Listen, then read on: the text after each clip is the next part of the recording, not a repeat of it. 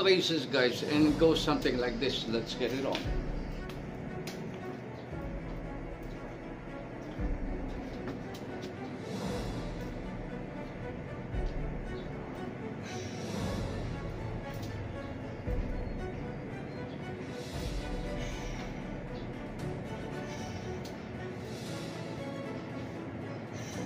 Ang front races, guys.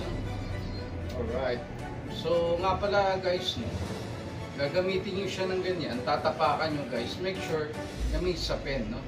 Kasi pag nag-contact yan sa surface ng, halimbawa, nito, rough surface ng sahig, ayan, baka siya maputol or mag-snap, no? So, much better kung gagamitin nyo siya ng ganyan, tatapakan nyo. Make sure na meron kayong sapin. Alright? The same thing, 3 to 4 set, 8 to 12 repetition. Right. Front races. Gamit ang resistance band. Whew. Alright. Dagdagan pa natin ng isang band.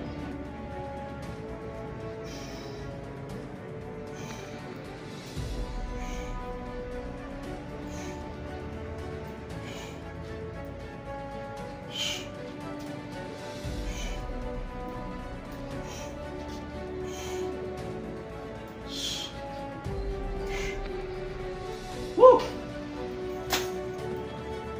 Alright, so ganyan, guys, no?